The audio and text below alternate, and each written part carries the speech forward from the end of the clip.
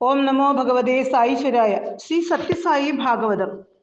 ഇന്ദ്രിയങ്ങൾ മുഖേന അറിയാൻ കഴിയാത്ത ഒന്ന് ഏത്? അത് ഞാൻ തന്നെ. ഈ ഞാനിനെ കാണാനും സാധ്യമല്ല, പക്ഷേ അറിയാനാകും. ഒരു ഉദാഹരണം ശ്രദ്ധിക്കൂ. ഉറങ്ങിക്കിടക്കുന്ന ഭർത്താവിനോട് ഭാര്യ പറയുന്നു, ഞാൻ അങ്ങയുടെ കുറച്ച് പണം എടുക്കുകയാണ്. അതിനുശേഷം അവർ പണം എടുക്കുന്നു, ചെലവഴിക്കുന്നു. ഉണർന്നു കഴിഞ്ഞ ഭർത്താവ് പണം ആരോ എടുത്ത വിവരം അറിയുന്നു. അദ്ദേഹം ചോദിക്കും, പണം കുറവുണ്ടല്ലോ, എവിടെ പോയി? അങ്ങയോട് ചോദിച്ചിട്ട് ഞാൻ എടുത്തു എന്ന് ഭാര്യ മറുപടി പറയും. പക്ഷെ ഭർത്താവ് അത് സമ്മതിക്കുമോ? ഇല്ല. എന്നാൽ ഭാര്യ പറഞ്ഞത് സത്യവുമാണ്. ഭാര്യ പണം എടുത്ത വിവരം ഉറങ്ങുന്ന ഭർത്താവിനോട് പറഞ്ഞുവെങ്കിലും അത് കേൾക്കേണ്ടയാൾ അപ്പോൾ അവിടെ കേൾക്കാനില്ലായിരുന്നു. ഭാര്യ പറഞ്ഞത് ശരീരത്തോട് മാത്രം. അതായത് ഭർത്തൃ ശരീരത്തിൽ ഇരുന്ന് കേൾക്കുന്നയാളെ ഭാര്യയ്ക്ക് കാണാൻ കഴിയില്ല. ഭാര്യയിൽ ഇരുന്ന് പറയുന്നയാളെ കാണാൻ ഭർത്താവിനും കഴിയില്ല എന്നതല്ലേ സത്യം. നാം കാണുന്ന ശരീരത്തിന് മിണ്ടാൻ കഴിയില്ല, മിണ്ടാൻ കഴിയുന്ന ചൈതന്യത്തെ കാണാനും കഴിയില്ല. ഓരോ ഇന്ദ്രിയത്തിന്റെയും കഥ ഇത് തന്നെ. പഞ്ചേന്ദ്രിയങ്ങൾക്ക് വേദ്യനല്ല യഥാർത്ഥ ഞാൻ. ഇന്ദ്രിയങ്ങളുടെ നാഥനാണ് ആ ഞാൻ. ഉണരുമ്പോൾ ആദ്യം ഉണരുന്ന ചിന്ത എന്ത്? ആലോചിക്കൂ. ഞാൻ ഉണർന്നതിന് ശേഷമാണ് എൻ്റെ, എനിക്ക്, എന്നാൽ തുടങ്ങിയവയ്ക്ക് ഉണരുന്നത്. അതോടെ എന്നിൽ പ്രപഞ്ചം ഉണരുകയായി. വളരെ പെട്ടെന്ന് തന്നെ ഞാൻ അതുമായി താതാത്മ്യപ്പെടുകയുമായി. അതോടെ സുഖദുഃഖങ്ങൾ ആരംഭിച്ചു. വിഷയത്തോടുള്ള താതാത്മ്യം ഉണ്ടാകാതിരുന്നാൽ മാത്രം മതി, ഞാൻ സുഖിയും സ്വസ്ഥനുമായിരിക്കും. പക്ഷേ ശ്രുതി പറയുന്നു, സൃഷ്ടികർത്താവ് ഇന്ദ്രിയങ്ങളെ പുറത്തേക്ക് എന്ന വിധം ഘടിപ്പിച്ചുപോയി. അതുകൊണ്ട് ഉള്ളിലിരിക്കുന്നതിനെ കാണാൻ കഴിയുന്നില്ല. പക്ഷേ ഒരു ധീരൻ അമൃതത്വം ആഗ്രഹിച്ച് ഉള്ളിലേക്ക് നോക്കുന്നു. അവൻ അത് കണ്ടെത്തുന്നു. അതോടെ അവൻ യുക്തനും സുഖിയുമാകുന്നു. സത്യത്തിൽ ഈ ദേഹം അനുഭവത്തിലുണ്ടോ? ആലോചിച്ചാൽ ഇല്ലെന്നാണ് ഉത്തരം. ശരീരത്തിൽ വരുന്ന മാറ്റങ്ങൾ അതത് സമയം ഞാൻ അറിയുന്നുണ്ടോ? ഇല്ല. ജര, നര തുടങ്ങിയവ അറിയണമെങ്കിൽ ആരെങ്കിലും പറയണം, അല്ലെങ്കിൽ കണ്ണാടി കാണണം. ഈ ശരീരം ഞാൻ ആയിരുന്നുവെങ്കിൽ ഇതിലെ ഓരോ മാറ്റവും ചലനവും ഞാൻ അറിയേണ്ടതാണ്. എൻ്റെ ശ്രദ്ധയിൽപ്പെടുമ്പോൾ മാത്രമേ എനിക്ക് ശരീരമുള്ളൂ എന്ന് സാരം. എൻ്റെ സുഖത്തിനായി, നിലനിൽപ്പിനായി ശരീരം പോലും ഞാൻ ഒഴിവാക്കും എന്നതാണ് സത്യം. രോഗം വന്ന് വൈദ്യന്റെ നിർദ്ദേശപ്രകാരം കയ്യോ കാലോ മുറിച്ചു മാറ്റേണ്ടി വന്നാൽ എൻ്റെ നിലനിൽപ്പിനായി അതിനും ഞാൻ തയ്യാർ. മുറിച്ചു മാറ്റപ്പെട്ട ശരീരഭാഗം പിന്നെ എൻ്റേതല്ല. മുറിച്ചു നീക്കിയ ആ അവയവം ഞാൻ എന്ന് പറയാറുമില്ല. ഹൃദയം ഉൾപ്പെടെ പല അവയവങ്ങളും ഇന്ന് മാറ്റിവെക്കുന്നുണ്ട്. അപ്പോഴൊന്നും ഞാൻ എന്ന് അത് പറയുന്നില്ല. ക്ലേശങ്ങളിൽ നട്ടം തിരിയുമ്പോൾ ചിലർ ആത്മഹത്യ ചെയ്യുന്നു. എന്തിന്? അനുഭവിച്ചു കൊണ്ടിരിക്കുന്ന ദുരിതം എന്നിൽ നിന്ന് ഒഴിവാക്കാനായി, അതായത് ശാന്തിക്കായി. എൻ്റെ ശരീരം പോലും ഒഴിവാക്കാൻ ഞാൻ തയ്യാറെന്ന് സാരം. ആരാണ് ഏറ്റവും സുന്ദരൻ, മംഗളരൂപൻ, സത്യസന്ധൻ? ഉത്തരം ഞാൻ. കാരണം അവനവന് താൻ സുന്ദരനോ സുന്ദരിയോ അല്ലെന്ന് തോന്നാറില്ല. കാരണം ഞാൻ സൗന്ദര്യമാണ്. എന്നെ കാണാൻ കൊള്ളില്ല എന്ന് ആരെങ്കിലും പറഞ്ഞാൽ എനിക്ക് വിഷമമുണ്ടാകുന്നതിന്റെ കാരണവും അതുതന്നെ. നശിച്ചു പോട്ടെ, ഗുണം വരില്ല എന്നിങ്ങനെ അമംഗളകരമായ വാക്കുകൾ കേൾക്കാൻ ആർക്കും ഇഷ്ടമല്ല. കാരണം ഞാൻ ശിവമാണ്. നുണയൻ പോലും നുണയൻ എന്ന വിളി കേൾക്കാൻ ഇഷ്ടപ്പെടുന്നില്ല. കാരണം ഞാൻ സത്യമാണ്. അതായത് ഞാൻ സത്യം, ശിവം, സുന്ദരം. സത്യം, ശിവം, സുന്ദരമായ എന്നെ ആർക്കും ഇകഴ്ത്താനാവില്ല. മറ്റുള്ളവർ ദൂഷിക്കുന്നത് ഒരുവന്റെ മനസ്സിനെ, ബുദ്ധിയെ അല്ലെങ്കിൽ ശരീരത്തിനെ. ഞാൻ ഇത് മൂന്നുമല്ലാതിരിക്കെ ആർക്ക് എന്നെ ദുഷിക്കാനാകും? എന്നെ പുകഴ്ത്താനും ആർക്കും സാധ്യമല്ല. മറ്റുള്ളവർ പുകഴ്ത്തുന്നത് എൻ്റെ ശരീരത്തെ, മനസ്സിനെ, ബുദ്ധിയെയാണ്. ഞാൻ അതിനെല്ലാം അതീതൻ. അതുകൊണ്ട് ഗീത പാടുന്നു, നിന്ദയിലും സ്തുതിയിലും നീ ഇളകേണ്ടതില്ല.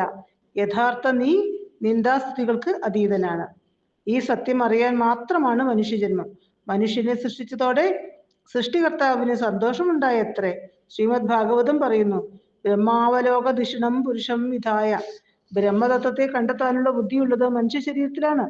മറ്റൊരു വിധം പറഞ്ഞാൽ ഈശ്വര ദർശനത്തിന്, ആത്മസാക്ഷാത്കാരത്തിന്, താൻ ആരെന്ന് കണ്ടെത്തുന്നതിന് ഉള്ള ബുദ്ധി മനുഷ്യ സൃഷ്ടിയിലുണ്ട്. അതിനാൽ സൃഷ്ടികർത്താവ് സന്തുഷ്ടനുമായി. നാം ആരെന്ന സത്യം തിരിച്ചറിയുക, അതാണ് ഈശ്വരൻ ഏറ്റവും ഇഷ്ടപ്പെടുന്ന കാര്യം. ശ്രുതിയും ഇക്കാര്യം ഉറപ്പിച്ചു പറയുന്നു. മൃഗാദികളുടെ ശരീരമാകുന്ന ഭവനം സൃഷ്ടിച്ച് ദേവന്മാരെ അതിൽ കുടിയിരുത്തി. അവർ തൃപ്തരായില്ല. പിന്നീട് മനുഷ്യ ശരീരം ഉണ്ടാക്കി അതിൽ വസിച്ചു കൊള്ളാൻ പറഞ്ഞു. അതോടെ ദേവന്മാർ സന്തുഷ്ടരായി. ഇതെല്ലാം വെളിവാക്കുന്നത് നരശരീരം എന്തിനായി ഉപയോഗപ്പെടുത്തണം എന്നതാണ്. അത്യന്തം ദുർലഭമായ ഈ മനുഷ്യ ശരീരം കിട്ടിയിട്ടും വിഷയസുഖങ്ങളും കീർത്തി പദവികളിലും ഭ്രമിച്ചു നടക്കുകയാണെങ്കിൽ ഹാ കഷ്ടം എന്നല്ലാതെ എന്തു പറയാൻ. നമ്മെ ഏറ്റവും അധികം വഞ്ചിക്കുന്ന ഒരേ ഒരു വസ്തു നമ്മുടെ ശരീരമല്ലേ? എത്ര കാലമായി ഈ ശരീരത്തെ കഴുകി മിനുക്കി സുഗന്ധം പൂശി വസ്ത്രാഭരണാദികൾ അണിയിച്ചു കൊണ്ടു നടക്കുന്നു. പക്ഷെ ഈ ശരീരം എന്നിട്ടും എപ്പോഴെങ്കിലും ശുചിയായിരിക്കുന്നുവോ? എത്ര ശുചിയാക്കിയാലും അത് ഉടൻ തന്നെ വിയർപ്പ്, കഫം, മലമൂത്രാദികളാൽ അശുചിയാകുന്നു. നമ്മുടെ ഇഷ്ടത്തിനെതിരായി ജരയ്ക്കും നരയ്ക്കും വശപ്പെടുന്നു. ഒരു നാൾ നമ്മുടെ ആഗ്രഹത്തിന് വിരോധമായി ഉപേക്ഷിച്ചിട്ട് പോവുകയും ചെയ്യുന്നു. ഇക്കാരണങ്ങൾ ശരിക്കും മനസ്സിലാക്കിയ ഋഷി ശരീരത്തെ നമുക്ക് പരിചയപ്പെടുത്തുന്നത് ഇങ്ങനെയാണ്. അസ്ഥി കൊണ്ടുള്ള തൂണ്, സ്നായുക്കൾ കൊണ്ട് അത് പരസ്പരം ബന്ധിച്ചിരിക്കുന്നു. നട്ടെല്ലാകുന്ന മോന്തായം, വാരിയെല്ലുകളാകുന്ന കഴുക്കോൽ, മാംസം അതിലെല്ലാം തേച്ചു പിടിപ്പിച്ചിരിക്കുന്നു. പിന്നീട് തോലുകൊണ്ട് പൊതിഞ്ഞ് രോമം കൊണ്ട് മേഞ്ഞു. അതിൽ മലമൂത്രാദികൾ പോകാനുള്ള 9 അഴുക്കുചാലുകൾ. അങ്ങനെയുള്ള ശരീരമോ രോഗങ്ങൾക്കും കൃമികീടങ്ങൾക്കും താമസിക്കുവാനുള്ള മന്ദിരവും. ബുദ്ധിയുള്ളവർക്ക് എങ്ങനെ ഇതിനെ സ്നേഹിക്കാനാകും? ഇങ്ങനെയൊക്കെ ആണെങ്കിലും മാനവ ശരീരം ഉത്തമം തന്നെ. കാരണം ഇതിലൂടെയേ ആത്മസാക്ഷാത്കാരം സാധിക്കൂ. പാമ്പിൻ വിഷം മരണകാരണമാണെങ്കിലും അതും ഔഷധവീര്യമുള്ളതാണ്. അതുപോലെ മനുഷ്യ ശരീരത്തെ ഈശ്വര സാക്ഷാത്കാരത്തിനായി ഉപയോഗിക്കാനാകും. നാം ശരീരത്തെ ഉപയോഗിക്കണം, ശരീരം നമ്മെ ഉപയോഗിക്കരുതെന്ന് സാരം. ഞാൻ ഏറ്റവും കൂടുതൽ സ്നേഹിക്കുന്നത് ആരെ? എന്നെയാണ് ഞാൻ ഏറ്റവും കൂടുതൽ സ്നേഹിക്കുന്നത്. എന്നെ സ്നേഹിക്കുന്നതിന്റെ ഭാഗമായിട്ടാണ് മറ്റുള്ളവരെ ഞാൻ സ്നേഹിക്കുന്നത്. ബൃഹദാരണ്യ ഉപനിഷത്തിൽ യാജ്ഞവൽക്യൻ ഭാര്യയായ മൈത്രേയിയോട് ഇക്കാര്യം വളരെ വിശദമായി വെളിപ്പെടുത്തുന്നു. സ്ഥൂല ദൃഷ്ടിക്ക് ഇക്കാര്യം പിടികിട്ടുക എളുപ്പമല്ല. ആനന്ദത്തിന്റെ ഉറവിടം നമ്മിൽ തന്നെയാണെന്നും ബാഹ്യവിഷയങ്ങൾ ആ ആനന്ദം ഉറവെടുക്കാൻ കാരണമായി നിൽക്കുന്നു എന്നും കാണാം.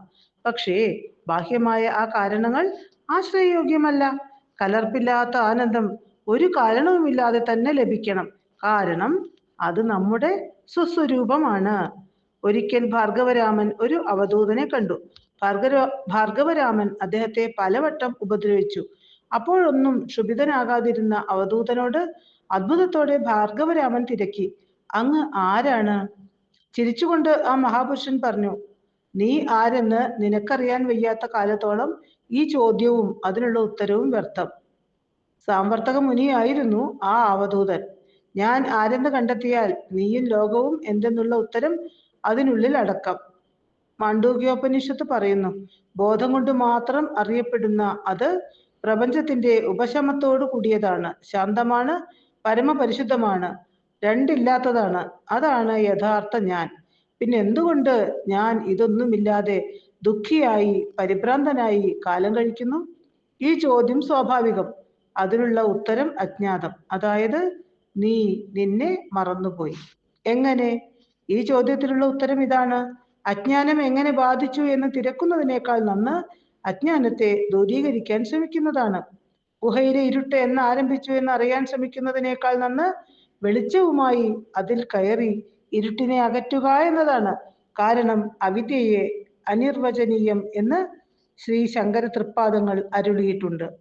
ഞാൻ ആര് എന്നതിന്റെ ഉത്തരം അറിഞ്ഞാൽ പിന്നൊന്നും അറിയാനില്ല. അതിന് അവനവൻ തന്നെ ഭഗവാൻ ഉപദേശിച്ച വഴിയെ സഞ്ചരിക്കണം. അന്തര്യാമിയായ സായി ഭഗവാൻ ബാബ താൻ ആരെന്ന് വെളിപ്പെടുത്തിയപ്പോഴൊക്കെ ഗഹനമായ ഈ വേദാന്ത സത്യം അറിയിക്കുകയായിരുന്നു. അത് ഗ്രഹിച്ചവർ സുഹൃതികൾ. അവിടുന്ന് സ്വയം പരിചയപ്പെടുത്തിയത് ശ്രദ്ധിക്കൂ. ഞാൻ സത്യസായി ബാബയല്ല, അത് നിങ്ങൾ ഇപ്പോൾ എന്നെ വിളിക്കുന്ന പേര് മാത്രം. എല്ലാ നാമവും എന്റേതു തന്നെ. മാനവ ഹൃദയത്തിൽ നിന്ന് ഉടലെടുക്കുന്ന ഏത് പ്രാർത്ഥനയ്ക്കും, അത് ഏതു ഭാഷയിലായാലും ഏത് ദേശത്തിൽ നിന്നായാലും ഏത് ദേവനെ ഉദ്ദേശിച്ചിട്ടുള്ളതായാലും ഞാൻ ഉത്തരമേകുന്നു. എന്റെ യാഥാർത്ഥ്യം നിങ്ങളുടെ ചിന്താപരിധിക്കപ്പുറത്താണ്. ഇന്ന് മാത്രമല്ല, ആയിരക്കണക്കിന് വർഷങ്ങളിലേക്ക് അത് അങ്ങനെ തന്നെ ആയിരിക്കും. പക്ഷേ ആ യാഥാർത്ഥ്യത്തിൽ നിന്ന് ആവിർഭവിക്കുന്ന ആനന്ദം എല്ലാ ദേശങ്ങൾക്കും പ്രാപ്യമാണ്. അത് നിങ്ങൾക്ക് ആസ്വദിക്കാനുള്ളതാണ്. എൻ്റെ ശക്തിയും രഹസ്യങ്ങളും മനസ്സിലാക്കാൻ നിങ്ങൾക്കാവില്ല. പുരുഷന്മാരോടൊപ്പമുള്ളപ്പോൾ ഞാൻ പുരുഷൻ, സ്ത്രീകളോടൊപ്പമുള്ളപ്പോൾ ഞാൻ സ്ത്രീ, കുട്ടികളോടൊപ്പമുള്ളപ്പോൾ ഞാനൊരു ചെറിയ കുട്ടി, ഒറ്റയ്ക്കിരിക്കുമ്പോഴോ ഈശ്വരനും. നിങ്ങൾ എന്തിനെ എന്റെ പ്രകൃതത്തെക്കുറിച്ച് ചർച്ച ചെയ്യുന്നു? മത്സ്യത്തിന് സാഗരത്തെ അളക്കാനാവില്ല. അടുത്തിരുന്നിട്ടും കണ്ണിന് ചെവിയെ കാണാൻ ഒക്കുന്നില്ല.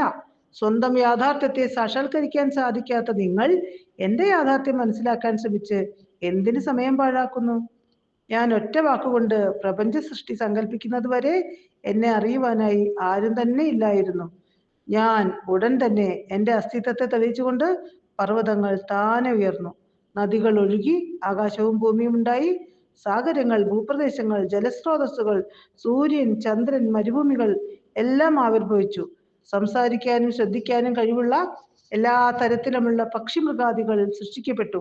എന്റെ കൽപ്പന പ്രകാരം എല്ലാ ശക്തികളും കൊണ്ട് അവർ അനുഗ്രഹീതരായി. പ്രഥമസ്ഥാനം മനുഷ്യന് നൽകി എന്റെ ജ്ഞാനം ഞാൻ മനുഷ്യ മനസ്സിൽ സ്ഥാപിച്ചു. ഇത്രയും നാൾ നിങ്ങളോട് പറയാത്ത ഒരു വസ്തുത എന്ന് പ്രഖ്യാപിക്കട്ടെ. ഞാൻ ഈ ലോകത്തിൻ്റെതല്ല, ഞാൻ അതിനും അപ്പുറത്താണ്. ഞാൻ ശക്തിയാകുന്നു.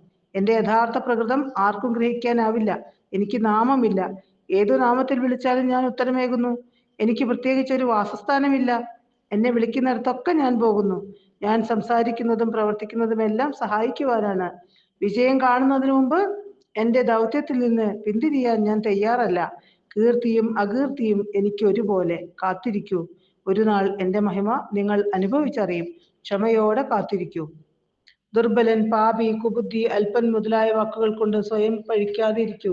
നിങ്ങൾ സ്വയം പഴിക്കുമ്പോൾ അന്തര്യാമിയായ എന്നെയാണ് കുറ്റപ്പെടുത്തുന്നത്. ഓരോ ശ്വാസത്തിലും ജീവിതത്തിന്റെ ഓരോ ചുവടുവയ്പിലും നിങ്ങൾ എന്റെ അടുത്തേക്ക് വരാൻ ഉതകുന്ന രീതിയിൽ ജീവിക്കൂ. എന്നെ കാണൂ, എന്റെ വാക്കുകൾ കേൾക്കൂ, എന്നെ പഠിക്കൂ, എന്നെ നിരീക്ഷിക്കൂ, എന്നെ അനുഭവിക്കൂ. ഞാൻ ആരെന്ന് മനനം ചെയ്യൂ. എന്നാൽ മാത്രമേ നിങ്ങൾക്ക് എന്നെ മനസ്സിലാക്കാൻ സാധിക്കൂ. അടിസ്ഥാനപരമായ നിങ്ങളുടെ യാഥാർത്ഥ്യത്തിലേക്ക് എത്താൻ സാധിക്കുന്നില്ലെങ്കിൽ ഈശ്വരന്റെ സാരാംശം ആരാഞ്ഞ് എന്തിനു സമയം പാഴാക്കണം? സ്വയം മനസ്സിലാക്കിയാലേ, അതായത് സ്വന്തമായിട്ടുള്ള അടിസ്ഥാന സത്യം ഗ്രഹിക്കാനായാലേ നിങ്ങൾക്ക് എന്നെ സാക്ഷാത്കരിക്കാനാകൂ. നിങ്ങളെ അതിനുവേണ്ടി ഒരുക്കാനാണ് ഞാൻ വന്നത് തന്നെ. നമോഹം പദാർത്ഥായ എന്ന ഋഷിവചനം. നമ്മെ നമ്മിൽ നിന്നും അകറ്റുന്നത് മനസ്സാണ്.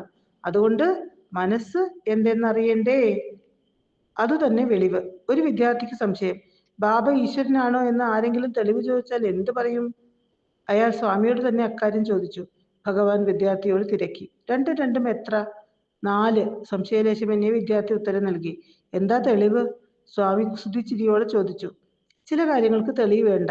സൂര്യന് ചൂടും പ്രകാശവും ഉണ്ടെന്നതിന്, മഞ്ഞിന് തണുപ്പും ഉണ്ടെന്നതിന് എന്ത് തെളിവ്? അനുഭവം തന്നെ തെളിവ്. അത് അനുഭവിക്കാനായി ഇറങ്ങിത്തിരിക്കുക. അതുപോലെ സ്വാമിയെ അനുഭവിക്കുക. തെളിവ് സ്വയം ലഭിക്കും. ഓം തത് സത്.